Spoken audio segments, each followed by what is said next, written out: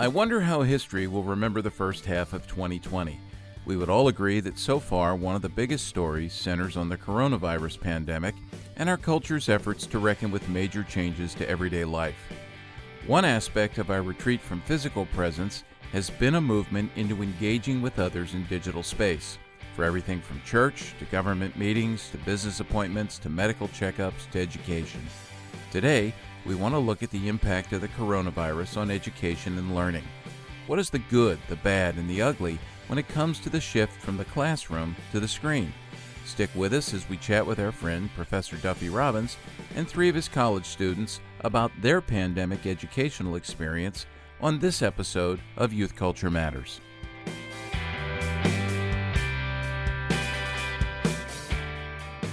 From the Center for Parent-Youth Understanding, this is Youth Culture Matters. If you're a parent, youth worker, educator, counselor, grandparent, or anyone else who cares about kids, we're glad you've joined us for this practical, informative, and hope-filled podcast. This is a place where together we talk and think Christianly about the rapidly changing world of today's children, teens, and young adults.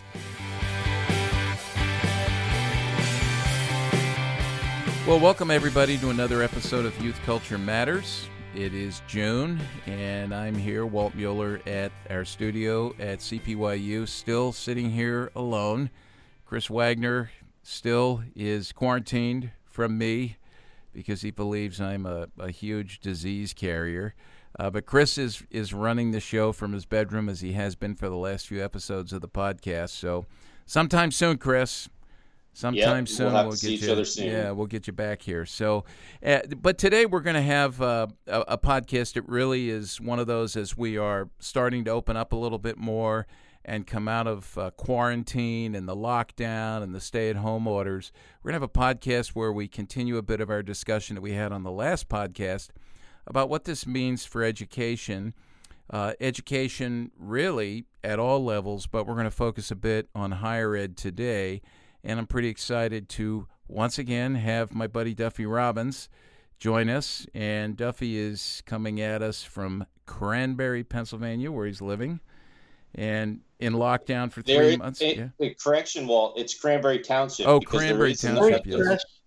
Thank you. There is a different place called all Cranberry. Years Walt lived out here. It's amazing that he still wants to shortcut the name of this beautiful township. Well, my apologies. I'll look for an opening in a little bit to come back at you with something. But Duffy's out in the Pittsburgh area, and Duffy is a professor of student ministries working in the Christian Ministries Department at Grove City College. And Duffy, thank you. You brought some of your students to join us today, and I'm looking forward to hearing from them. Yeah, I have so many unbelievable students at Grove City. It's just one of the real delights of being up there and doing what I do. But shall I introduce to you the three? Yeah. As you compliment them, I just came to mind. I thought, have they submitted their evaluations to their professors yet? Is that yet to come? I'm hoping they'll revise them after this. Okay. All right. Good. Yeah. So first of all, we have Karis, Hallie. Karis is actually a transfer to Grove City, and that might be interesting too. We can get into this a little bit later if we have time. But I was thinking, I wonder how Karis thinks that the situation might have been different had she been on her old campus, and what might have happened there, and then also just whatever differences she sees between being where she was before and now she's at Grove City.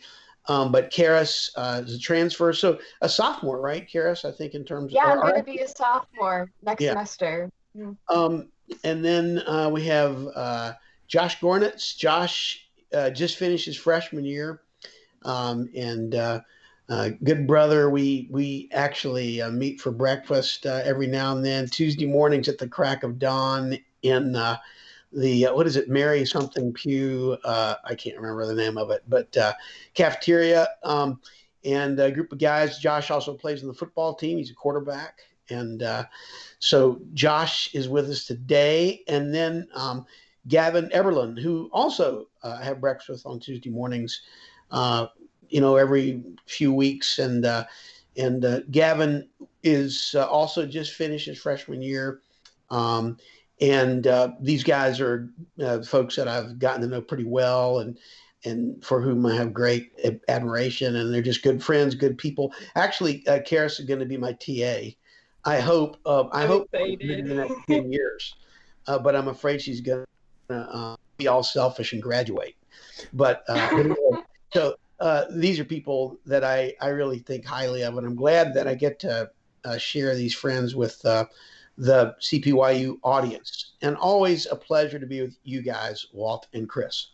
Yeah, well, good. And I'm glad you three have joined us because it's going to be fun to hear from you. And I know people are just listening. They can't see what I see because we connect visually as we chat with each other. And they're all joining us from their bedrooms. And the screenshot is wide enough that I can gather a little bit about them. I've always said, if you want to know the culture of someone who was a teenager or a young adult, go into their bedroom. You can learn a lot about them. So just some observations. Gavin's got he's got some good lighting going there, some mood lighting. Is that on round the clock? Not all the time. Okay. Just when I need a little extra kick. I like that. And I see Josh is a car guy, right? Is that a VW insignia up there? Yeah, that's actually the emblem for my Volkswagen that my sister crashed. And so I got a chance to take a piece of it with me. So we actually found that on the ground, and I just took it and hung it up so I can forever remember my first car. That's awesome. And Josh, just from saying that, you and I have something in common. We have had, here in our office in Elizabethtown, we have had cars traveling at high rates of speed come through our office walls twice. And the first time it happened, I was in here, and the car was, destroyed. And in the cleanup process, pieces of the grill, including the emblem from the Honda that came through the wall, they were salvaged by my loving staff and hung on the wall as a way to feed my post-traumatic stress disorder as a result of that. So I have that. Yeah. So you and I have a lot in common. And Karis was telling us that her walls are colored butter yellow, which led to a little conversation about Chris saying the best paints are named after food. So we learn a little bit. We may have to chat about more. I can't make out all the pictures you have on your wall, but that would be interesting to do a little ethnographic study there of the kinds of things that are important to you. So let me start by asking this. Grove City, like all institutions back in March, had to make some very fast decisions that in many ways were quite monumental and really changed the face of education for you folks there. Maybe, Duffy, would you just, from the perspective perhaps of the school as a faculty member, just talk about what happened back in March? I know you and I were together up in New England when all this was kind of unfolding. And then maybe I would love to hear from Karis and Josh and Gavin about, from a student's perspective, as you're trying to process this, what are you thinking? Okay. Yeah. And I will say, speaking of their being in their rooms, that has been really one of the fun things about using Zoom for courses. I don't know what you guys think, but it's always fun on class days to see people in their natural habitat. It's just a little different and a little added spice that you don't get, when everybody comes to class. And so that is kind of fun. And usually when somebody gets in a little bit early to the Zoom space, I'll get a chance to ask them about something that I see on the wall. And it's true, because I think you're right. As a youth pastor, I always said, if you really want to know a student, you need to go to their go to their room, see what's happening in their room, and find out, what's on the wall of their room. So I've always enjoyed that. So, okay, guys, back me up on this a little bit. If I get some of the information wrong, you can clear it up for me. But essentially, as I recall, we had gone away on break. We came back from break. We had about a week of classes. And then from that time, it was within that time, about a week later, that we were told, okay, we're gonna cut class until April 13th. On April 13th, when all this is past us, we will come back. And And so, we all thought, okay, that's great. We're going to do that. Pretty quickly, it became clear that if initially they said everybody who was an upperclassman or anybody who wanted to, I guess, could stay on campus. A lot of the upperclassmen chose to stay on campus, but within about 2 or 3 days, they said no, everybody's going to need to go home, come back on the 13th of April. Very shortly after that, we got the word that we wouldn't be coming back. It was about a week of transition time for people to kind of get their online course game on, and the school distributed to everybody, all the faculty, the Teams platform from Microsoft, and of course, all Grove City students are given a computer when they enroll, and so that was basically the way we were going to do it. I didn't like the way Teams work, so I used Zoom. But within about a week and a half, or maybe a week after that, everybody was back online. Courses were going again, and that's kind of where we were. So yeah, that's a brief history of kind of how it unfolded, as I recall it. You guys might have something different to say from your angle. Anybody? Yeah, I recall when the very first word was spoken out there. We were talking. I remember my roommate. I remember Josh was there. We were just kind of debating, like, okay, who's gonna stay? Like, are we gonna? Because it was the very beginning where they gave the option. We're like, some were very adamant, like, I'm not leaving. I will not leave the campus. Yeah, I was talking to my roommate. I'm like, well, what if they force us? And he's like, well, I really want to stay. Like, there's no way we're gonna get sent home. It's no chance. And, a couple of days later, boom, we're all going home. We're like, okay. We're told to take all of our stuff out of our dorm room, essentially moving out. Like, our RD was like, I don't think you're gonna come back. Might as well take all your stuff. It was just it was so quick. It was just kind of painful to be like, okay, well, see ya. Say goodbye to all of your friends and the people that you've really built a community with, and try to do that via technology. Just make that shift. It was just fast. A lot to adjust to. What about you, Josh or Karis? Anything to add to that about what was going through your mind with this? And I like how Gavin mentions the community, the relational component of this, academically, relationally, in terms of the spiritual life, whatever. Yeah, I wanted to piggyback on what Gavin said about how quick it was. So basically, one day we were getting ready to just grind out the rest of this semester. And just working hard and focusing on studies. And then 3 days later, we were basically wondering, are we going to go home for good? Are we going to go home for, and for me as a freshman, and we're all freshmen. It was very weird because we had our freshman halls, who were the only halls we ever had. Some of my closest friends already have come out of there, and to just kind of have it all end like that was a little bit frustrating. And when I look back, I had such a good time with those people that it was definitely a whirlwind to have to end it so fast and so suddenly. And it's been good because it's forced me to connect with those guys outside of it, and really see, are these relationships worth having? And if so, then I really want to make sure this works anyway. But yeah, so it was definitely interesting with just how fast everything changed. Yeah, I totally agree. The main thing that I took away from that just week of confusion and uncertainty was how quickly things can change. One day I was in a tech rehearsal for a play that we were going to put on 2 days later, and I come home to my room and I'm studying for a midterm I thought I had the next day. And then I get an email saying I need to move out of my current living space as soon as possible. And it was just incredibly surreal. Like, you can make plans and you can say in your mind, this is where I'm going to be for the next 3 months, but you have actually no idea what could possibly happen. So it was a huge shift to have those plans changed and suddenly be living this completely different life than I could have ever expected.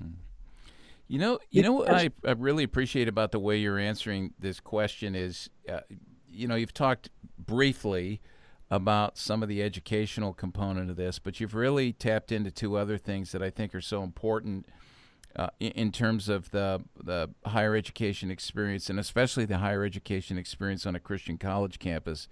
One is that the aspect of community and the friendships and, maybe the disappointments that come with having to leave those people abruptly.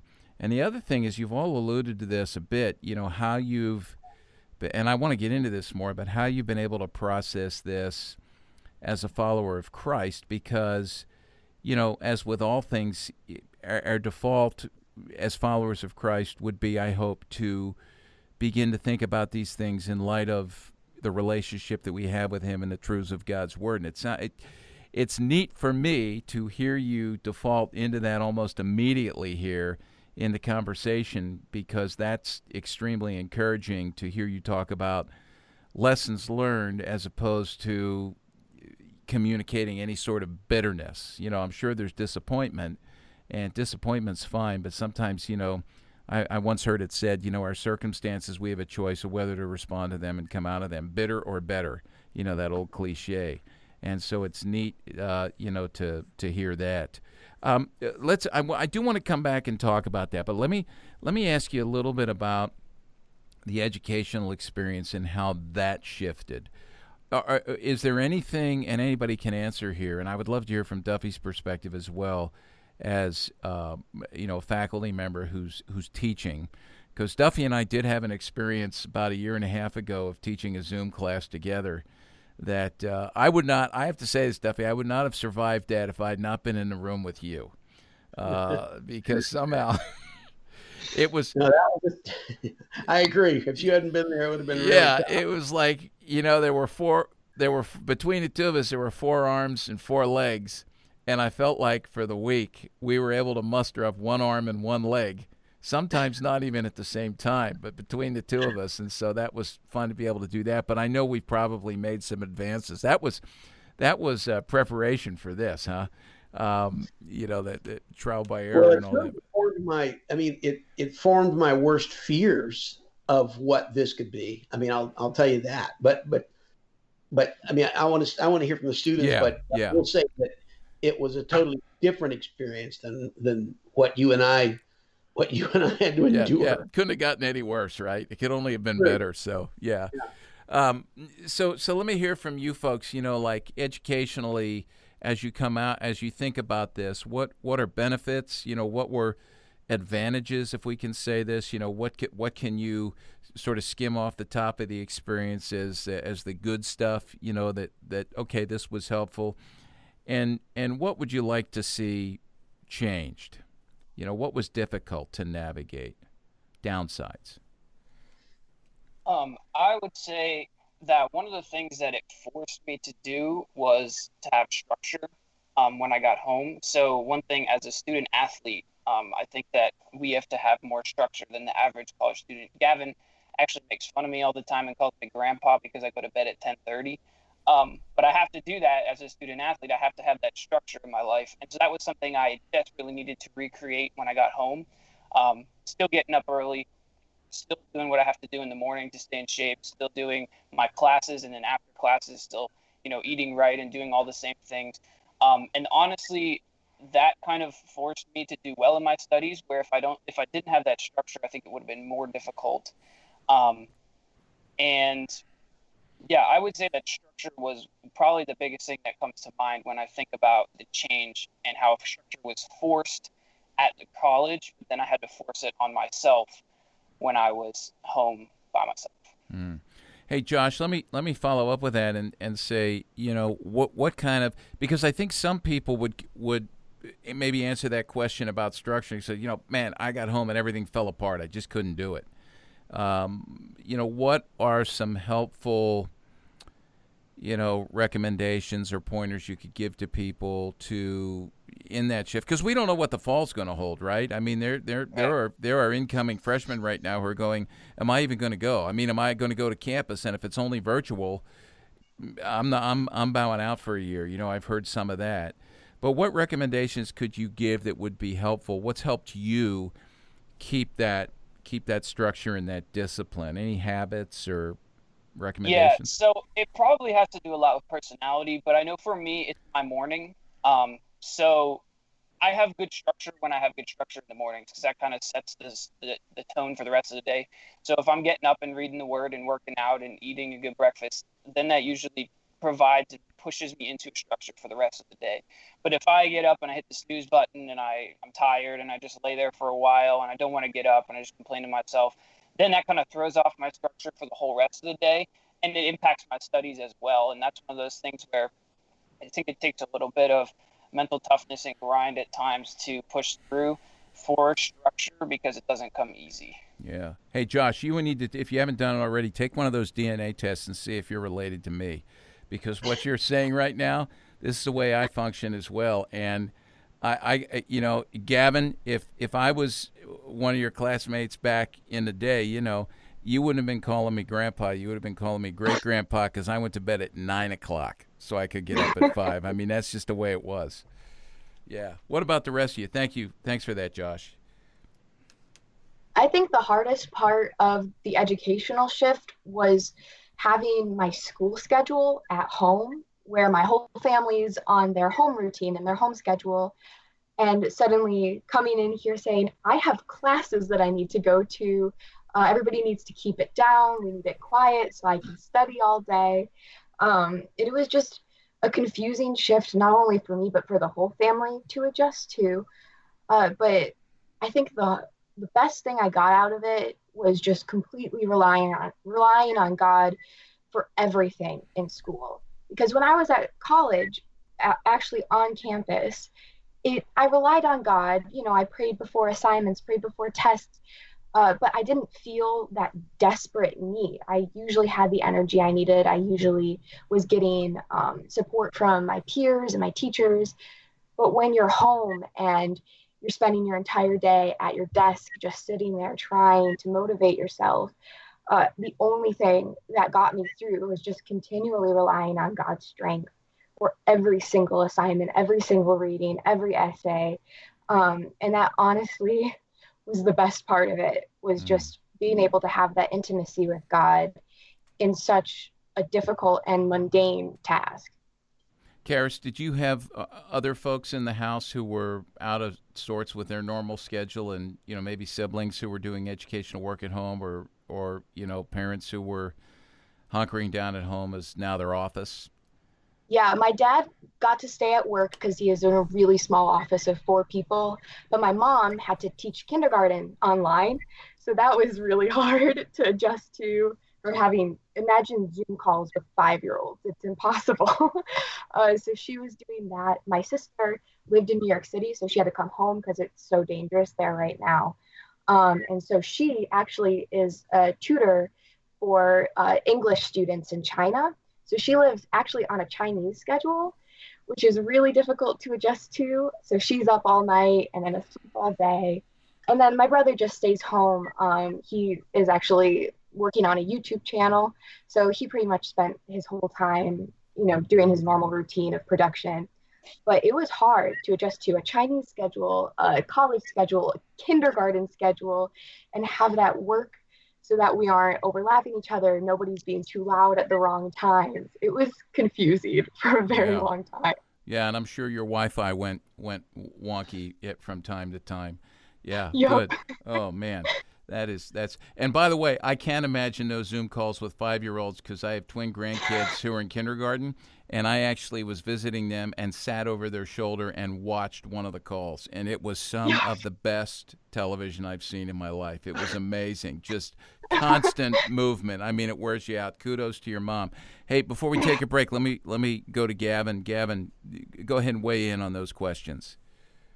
Yeah, I felt like I was living a dual life.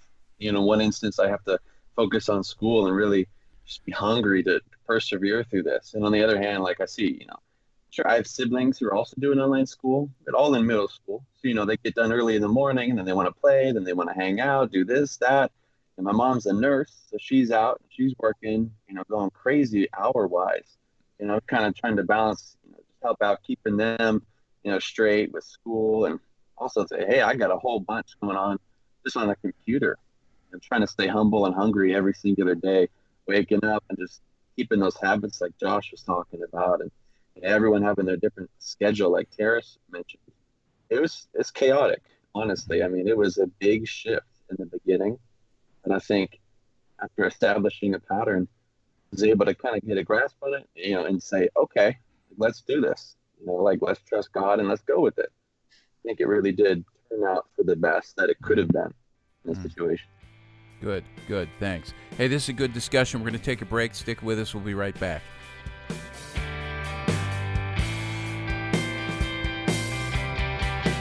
Tens of thousands of kids have been trained by their parents and youth workers to think Christianly about music and media with our How to Use Your Head to Guard Your Heart 3D Guide to Making Wise Media Choices.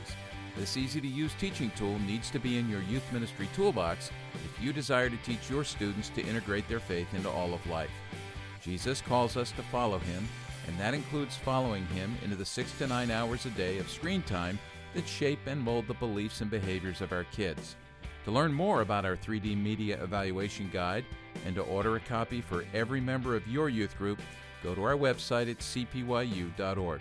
Teach your kids to engage with media to the glory of God.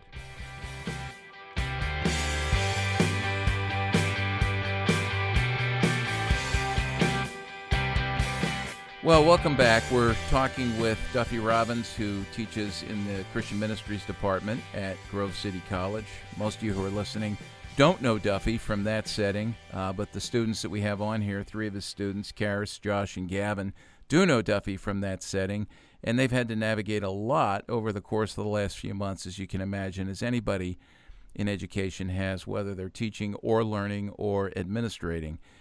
Due to the coronavirus pandemic. And there's lots of questions, even as we start to come out of this, and our culture seems to be shifting in terms of some of our emphasis, obviously, over the last couple of weeks. But we're going to have to deal with this because lots of decisions are being made regarding just a couple of months out from now in the fall and the scheduled return to school. What will that look like? What will that be like? And so it's been interesting to listen to these folks talk about their experience, and I hope it's helpful to you. It's helpful, very helpful to me. But I encountered an article. This is actually from a little over a year ago. That's funny. It's January of 2019 and January 16th, which is actually probably the first day that Duffy and I were taking down the world by teaching our Zoom class together. And it was, and it's called The Takedown of Online Education. So, actually, when I opened this up, I thought our names were going to be at the front, Duff. But no, it really is about from Inside Higher Ed, and you can find this article online, and we'll include a link to it. It starts by saying online education has not lived up to its potential, according to a new report. Congratulations. Which said that fully online coursework contributes to socioeconomic and racial achievement gaps while failing to be more affordable than traditional courses. And let me just read some bullet points here from the study. I'm certainly not going to go into the whole thing, but I'd love to hear from the rest of you, what you found to be true that's being stated here. Is this accurate in your own experience? And is there anything else you'd add to this or maybe take away from it? So, it says this, bullet point 1, online education is the fastest growing segment of higher ed, and its growth is overrepresented in the for-profit sector. And I know that even in the world of Christian education, Christian higher education, and beyond, administrators are really trying to navigate this and navigate it well. It says, second, faculty and academic leaders, employers, and the general public are skeptical about the quality and value of online education, which they view as inferior to face-to-face education. And I'll just be blunt here and say that, anecdotally and experientially, that's where I would land, that I just see it as somewhat, I'm skeptical about the quality and value. And my opinion could be changed, obviously. Third, not without great difficulty, though. Third, students in online education, particularly underprepared and disadvantaged students, underperform and on average experience poor outcomes. Next, online education has failed to improve affordability This was surprising. It frequently costs more than in-person alternatives and does not produce a positive return on investment. I think the way we see things advertised in terms of online education seems to indicate that it is much cheaper. And that was a surprising outcome from this study. And then lastly, regular and substantive student-instructor interactivity is a key determinant of quality in online education, leading to improved student satisfaction, learning, and outcomes. So, Duffy, let me go to you after reading. Yeah, well, it's interesting because as soon as we went on to the online platform, I made contact. I had just made a point of contacting each of my students one-on-one and saying, okay, how's it going? Where you settled, and what are you thinking? How you feeling? And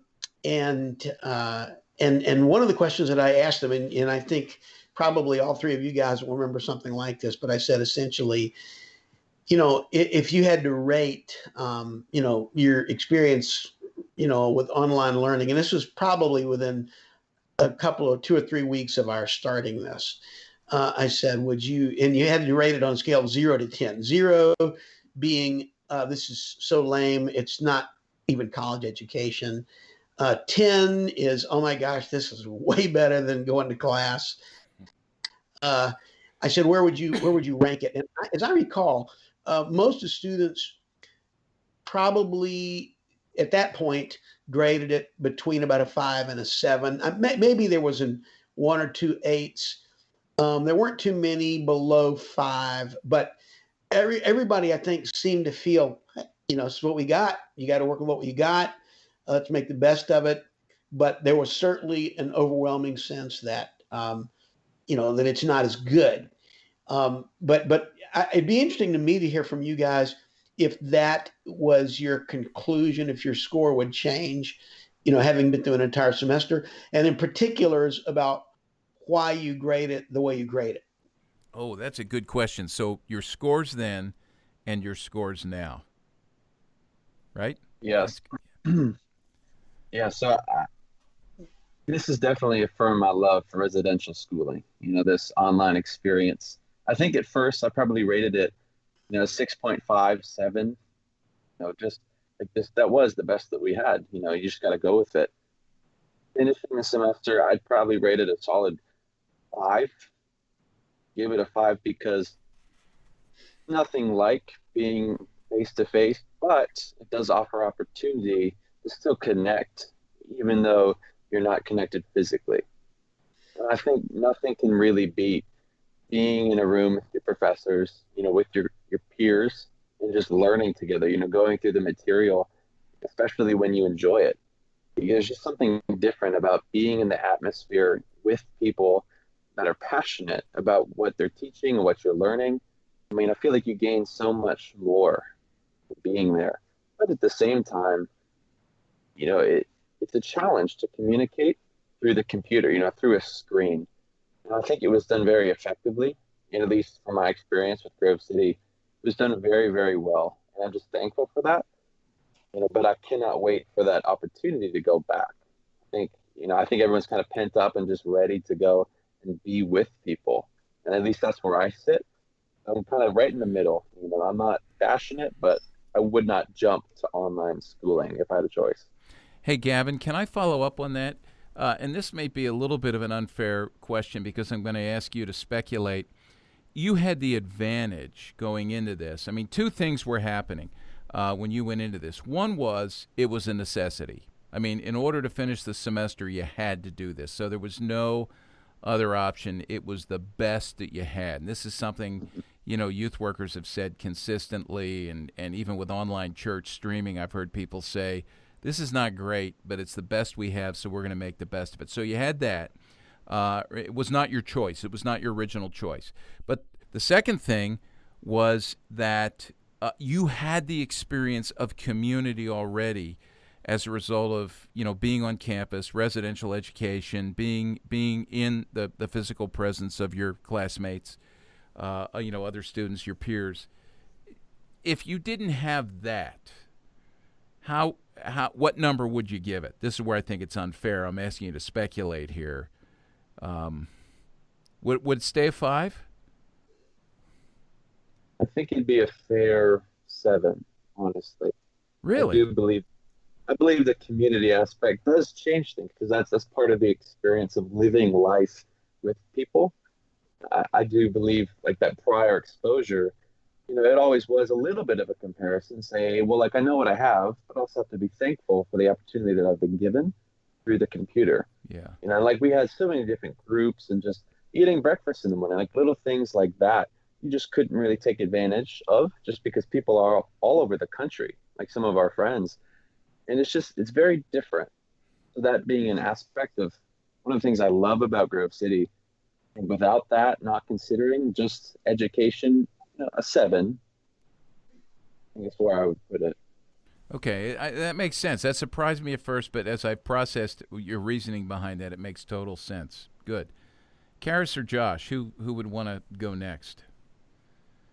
I can go next. I think in the beginning of the online schooling, I would have rated it a lot higher, maybe a 7, because I was really impressed with the way that the school handled it, the way that we adjusted so quickly and so easily to online lectures, online schooling.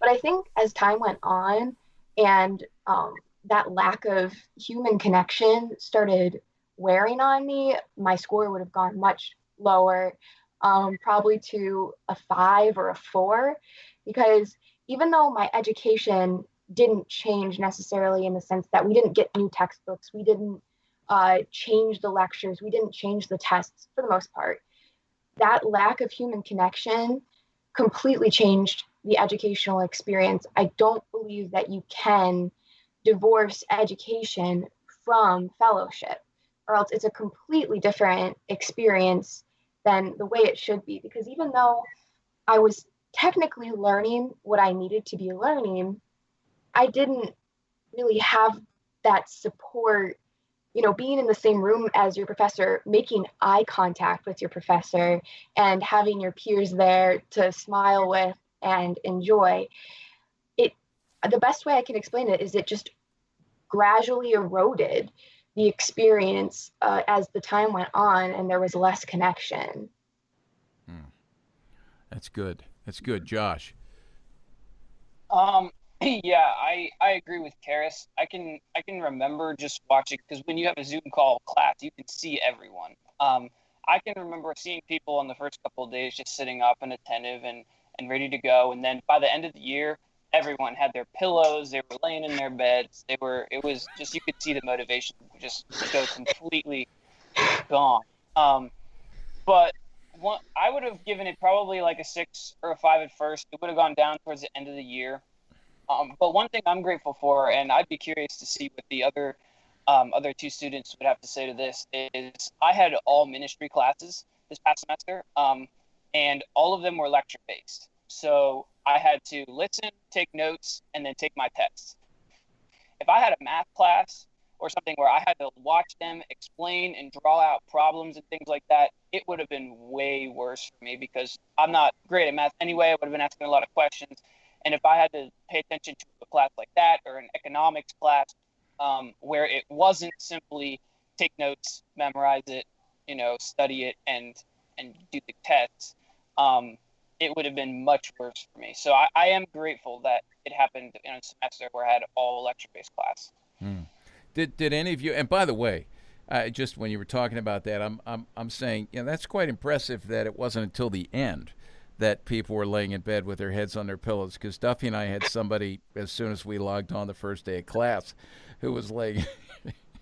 And I had to say, Walt, you can't do that. I know. I got to sit up. Yeah. Yeah. Your face looks totally different when you're laying down. It just is.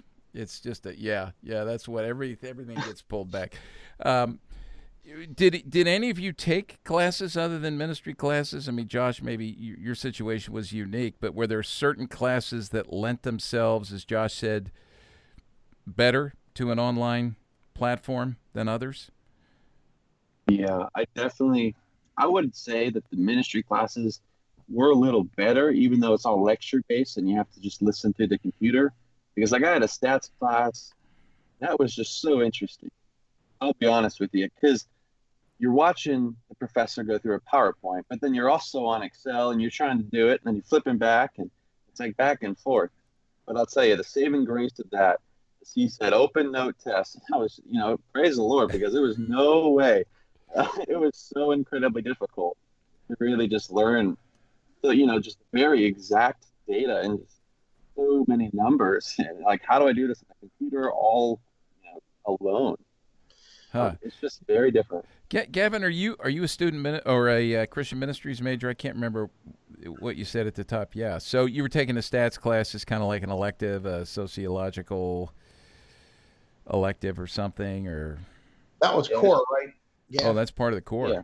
Okay. Yep. All right. It's a math class, technically. Did you guys find most professors, were there shifts in the syllabus and the exam type things? You mentioned, open notes. I know there was a lot of discussion within the faculty and emails from the provost about how do you do testing, because there's so many different ways, and especially with the internet, and if somebody, granted we're a Christian college, but we all know the temptations are there, and so I'm just curious how much you saw, changes in terms of the testing and grading stuff that in your courses. Yeah, I think that's one of the reasons why some of these questions are a little bit flawed on basis of how was online learning, because we were taking online classes that weren't designed to be online classes. Mm-hmm. And so I think the professors knew this. I mean, even Duffy, we didn't take our final exam. Thank you so much, Duffy. But it was, I think that the professors did do a good job of understanding that their classes were not meant to be done online. And so there were a lot of final exams that were changed. They were lessened. They were mostly true, false, multiple choice. Some got rid of them altogether. And so I think that was one of the things that I was grateful for. And I think the professors did do a good job of trying their best to understand and make it easy for us. This is a really important question. In the online lectures, did Carl Truman wear a tie? I don't know if any of these guys had it, but I can guarantee you that he did. Yeah. I think he wears a tie to bed. But that's just my speculation. Yeah, that's right. His big mission is to get me to wear a tie. Yeah. Every day. Yeah. Hey, I got a question that I want to throw out to you guys, and it's one that I've already had a chance to talk with these guys just individually and so forth outside of class. So I kind of know their response, but it might be interesting to youth pastors, because you when you're a youth worker, you're pouring your blood and guts into somebody, and then they're going to go away to the campus and sort of out of your nurture and care. And one of the things that I know for sure about Josh and Gavin, I mean, you have this almost immediately, you and Tad and Will and Brandon and Jake, I mean, you guys have this breakfast thing on Tuesday mornings, and I'm curious, and I know in UCARES, you probably had some sort of life group or study group or small group or Bible study. But I'm curious how any of that translated to your online life after we left campus. Yeah, and I think at first it was kind of a question mark. Thankfully, right when we came back from that spring break, I got some of the guys together on a hall. And I said, okay, we got to prepare, because during the break we didn't have any communication and we didn't know anything about the coronavirus, etc. But I was like, okay, guys, we're setting up Skype right now. Everyone just get out their laptops. We got to set this up, because I think our community, it was so tightly knit that we want to stick together. We want to continue to build each other up. And I was like, I don't want to do it alone. And I think we all kind of struggled in different areas, but when we came together, just preparing for this, and then it came time where we had to go and use it. And thankfully it did translate. That community was able to shift between the screen and still stay focused on God and on loving each other as well, and being there for each other. I was surprised, quite frankly, but thankful, blessed. Anybody else? I let's I'll tell you what, let's take a break. We need to take a short break, and when we come back I want to continue what Duffy said, and then I've got some specific questions as we close out related to practical considerations for people who are listening in, and we need to think about that a bit. So we'll be right back. Thank you.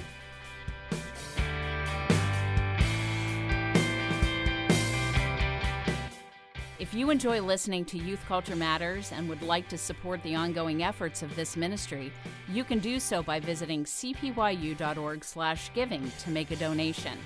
Your prayers and financial support make this podcast possible.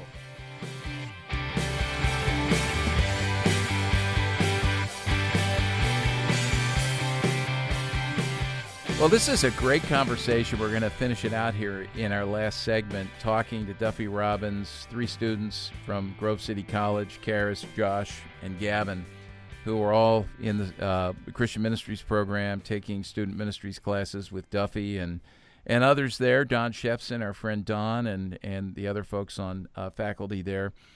And as we finish out, I want to move a little further into some practical things, some practical thinking, maybe some lessons learned. They could just be things in process right now that you folks are considering. And I'd love to hear it both from Duffy's perspective and then from the perspective of the 3 of you who are students and studying to go into the world of student ministry. How has all this shaped you? And you can answer in 1 or 2 ways. I don't care. I would just love to hear and glean from you some of the great lessons. So one would be, just in terms of your own spiritual life, how has this shaped you? How has this formed you? I know some of you mentioned some of the unique challenges and how you've worked to ask the Lord to walk you through that. So that would be one level, personally. And then just in terms of practice, ministry practice, are you learning things about, from this? When I go into student ministries or talking to people in student ministries right now, this is something I'm definitely going to do, or, I've learned that this is a great approach, or I can use this particular tool in this way and it'd be very effective. Or maybe you've learned the opposite. Maybe there's some things we need to start to shy away from and not embrace so quickly. So anybody, and Duffy, feel free to weigh in as well. All right, I'll let these guys go first, and then I got a couple of thoughts. Yeah, I think if I've learned anything specifically relating to how to conduct ministry, especially with student ministries, usually the students filter through whatever the ministry is pretty fast, either in 4 years or 2 years, depending on what type of ministry it is, sometimes 7 years. And then once they leave, well, they're gone. And they don't really stay in contact with their leaders unless if they already had a really good connection with them. And I think my challenge to youth pastors and student ministry groups is not to give up on someone just because they're far away from them physically. Because honestly, like, my saving grace in this time has been Zoom call Bible studies, Zoom call Sunday school classes. And I've seen so many testimonies online and Christian forums of people who came to faith during quarantine. And so I guess my challenge is, don't doubt what the Holy Spirit can do in that spiritual uniting, even through a Zoom call. If there's a student that it's on your heart to serve them and to guide them towards the Lord, don't abandon them just because they've filtered through your group and they've graduated. There are actually pretty solid means to continue ministering to them, because it's not us, it's the Holy Spirit that unites us. Yeah, I love that, and I love to think, a lot of people just see technology as a curse, and it's a blessing. It can be used in great ways, so that's great, Karis. Yeah, good word. Yeah, I'll go after that, actually. So I'm someone who is naturally not very tech savvy. This has actually forced me to really become capable with technology. I've done, I've done preaching videos for my church where I've sat in this room and preached to my computer and then had to send it. And it's the weirdest thing ever.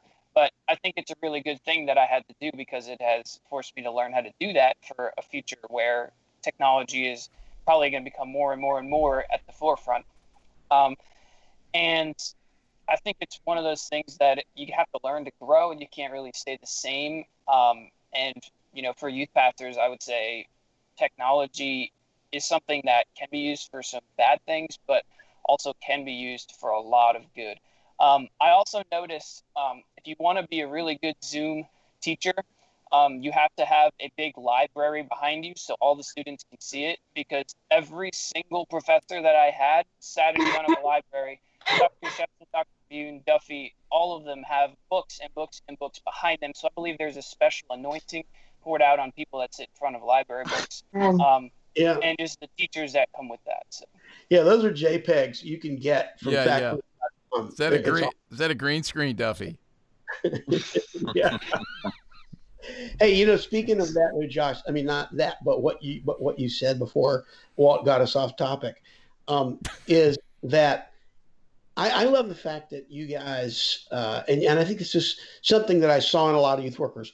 You realize, okay, there's disadvantages to our situation, but I love the fact that you and Gavin and some of these other guys, you started doing this, your Pinterest thing, gospel.vision, and try to okay, because actually those guys, I should explain that those guys were in a class with Solgi Bune, our department chair, and I think on discipleship and evangelism, and they had to do a live evangelism project.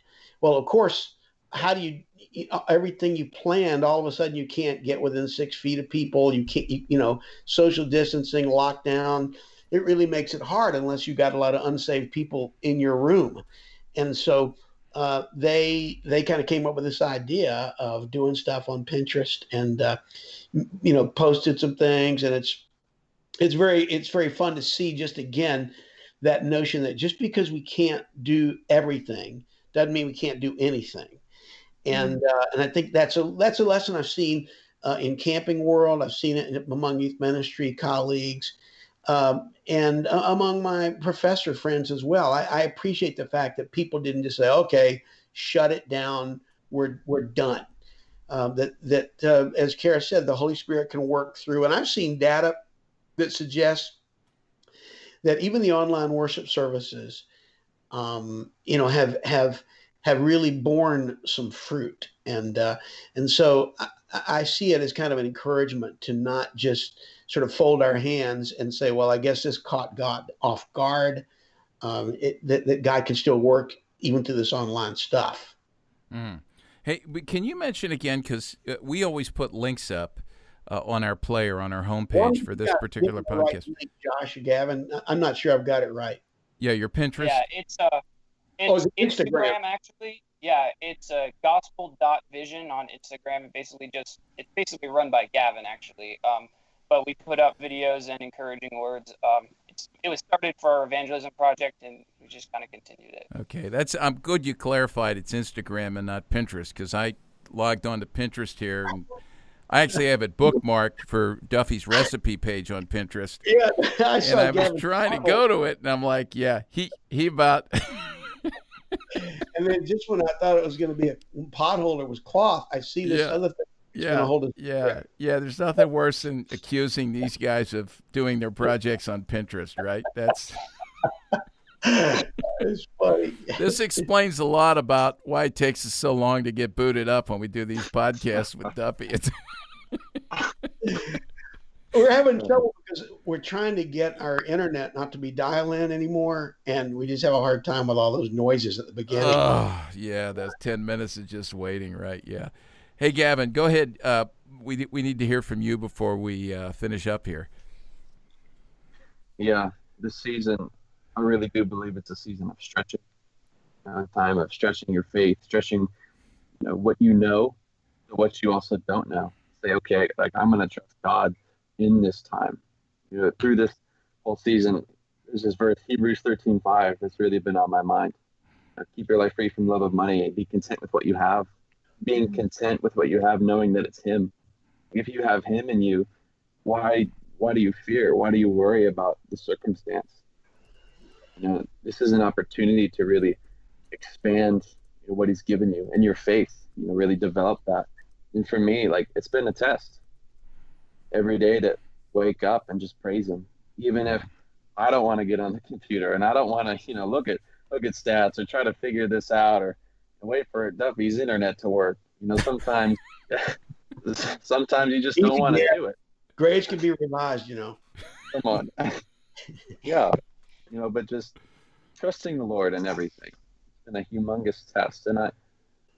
But I would say a huge takeaway, for youth pastors and everyone, that this time really offers an opportunity to understand that this technology can be used in good ways. This is a great method of communication. Like if you're separated from any of your leaders or even people in your youth group or anyone at all, I think it's a great chance. Like there's no excuse. Like this is a great way to stay connected, even if you're not physically with the person.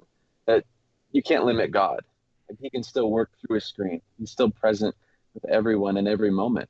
So like, why not? Why not try it, even if it's not appealing?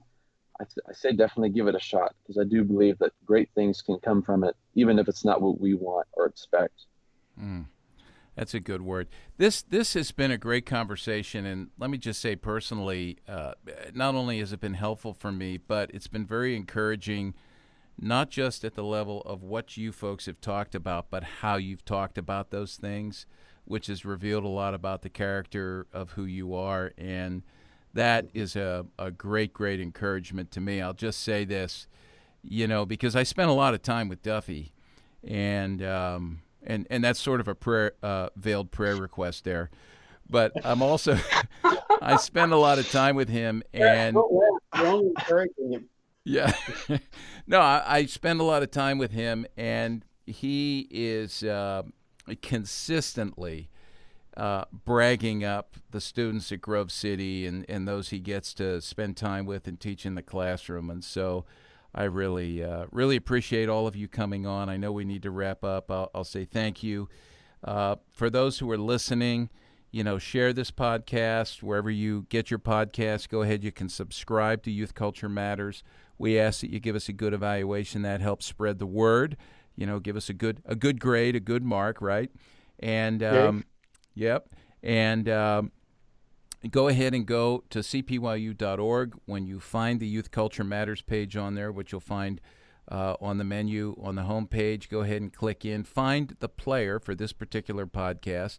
Anything that we've mentioned here in terms of resources or student Pinterest pages or Instagram pages, we'll try to include a link to that so you can check that out and see those projects. But this has been a good discussion. I think one last thing, since we have Duffy on here, I know you have this probably posted somewhere next to your computer, but Duffy, could you share the phone number for the tech line for CompuServe? I'm sorry, my Netcom is not available right now. Okay. Hey, actually, you know what I will say, Walt? It has nothing to do with you were kind of rude, remarks, but it is that Walt, you actually texted me earlier this week and said, tonight we would be at Texas Roadhouse in Danvers, Massachusetts, and it reminded me that that 1 year from now we're going to start our new Doctor of Ministry cohort, Ministry to Emerging Generations, at Gordon Conwell in a very, very beautiful part of the world with some great people. If you enjoy the podcast and this kind of dialogue and reading and thinking about ministry together deeply, I would really encourage you to contact me or Walt or the Gordon Conwell D-Men website. It's basically 2 weeks a year for 3 years. And we had a number of students this year on whom we conferred Doctor of Ministry degrees. And it's just been a blast. I think this will be our fifth or sixth cohort. Fifth. June of 21. And it's an amazing experience. So check that out. As I said, you could contact me or Walt if you want more information, or go directly to Gordon Conwell, Doctor of Ministry. Yeah, thanks for sharing that, Duffy. And Karis, when you graduate next year, you can apply immediately to get into that program. We'd love to have you there. So, yeah. Sounds like you're making great headway. Thank you, folks. Gavin, thank you. I hope you have a great summer. Josh, same thing. And we'll be thinking about you as you try to figure out what's going to happen, whether it's on the field next year or off the field. I will cheer for you, except when you play Geneva. And then, Karis, same to you. We hope you have a great summer, and look forward to chatting with you again. I hope someday I'll have a chance to chat with you folks and meet you folks face to face. So, Duffy, thanks. Okay, brother. Good All talking right, to you. yeah. Chris? Karis, Josh, Chris. Thanks, guys. Yeah. It was awesome. Take care. Yeah, thanks, Chris, for pulling this together again. So until a couple of weeks from now, we hope you'll tune in again and listen to the next episode of Youth Culture Matters. Thanks for joining us for Youth Culture Matters, a podcast from the Center for Parent-Youth Understanding. If you'd like to learn more about today's youth culture, visit our website at cpyu.org. And if you have any questions, comments, or feedback, email us at podcast@cpyu.org.